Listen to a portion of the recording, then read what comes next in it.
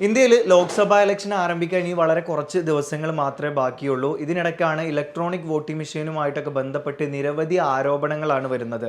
നമ്മുടെ കൊല്ലം പാർലമെൻറ്റ് മണ്ഡലത്തിലും ബാലറ്റിൽ UDF സ്ഥാനാർത്ഥി NK പ്രേമചന്ദ്രൻ്റെ ചിഹ്നത്തിന് വലിപ്പക്കുറവും തെളിച്ചക്കുറവും ഉണ്ടെന്ന് പരിശോധനയിൽ കണ്ടെത്തിയിരിക്കുകയാണ്. തെരഞ്ഞെടുപ്പ് കമ്മീഷൻ നടത്തിയ പരിശോധനയിലാണ് ഇത്തരത്തിലുള്ള ഒരു അവസ്ഥ കണ്ടെത്തിയത്. ഇതുമായി ബന്ധപ്പെട്ട് കൊല്ലം ജില്ലയിലെ 7 നിയോജക മണ്ഡലങ്ങളിലെയും ബാലറ്റ് കമ്മീഷനിങ് ഇപ്പോൾ നിർത്തിവെച്ചിരിക്കുകയാണ്. UDF പ്രതിനിധികളുടെ പ്രതിഷേധത്തെ തുടർന്നാണ് ഇത്തരത്തിലൊരു പരിശോധന നടത്തിയിട്ടുണ്ടായിരുന്നത്. അപ്പോഴാണ് ഈ അളവിലും തെളിവിലും കുറവ് സംഭവിച്ചതായിട്ട് കണ്ടെത്തിയത്. ഇനി ഇത് തിരുവനന്തപുരം സർക്കാർ പ്രസ്സിൽ സംഭവിച്ച അച്ചടി പിശകാണോ എന്ന് പരിശോധിക്കും. അതുപോലെ തന്നെ തെരഞ്ഞെടുപ്പ് കമ്മീഷൻ നൽകിയ ചിഹ്നത്തിൽ വ്യത്യാസമുണ്ടോ, അതിൻ്റെ അളവിൽ വ്യത്യാസമുണ്ടോ എന്നുള്ളതും കൂടി പരിശോധിക്കുമെന്നാണ് അധികൃതർ പറയുന്നത്. അതേസമയം കൊല്ലത്തെ NDA സ്ഥാനാർത്ഥി G കൃഷ്ണകുമാറിന്റെ ഇലക്ഷൻ പ്രചരണ പരിപാടികൾക്ക് ഇനി മുതൽ ഒരു താര പരിവേഷം ഉണ്ടായിരിക്കും.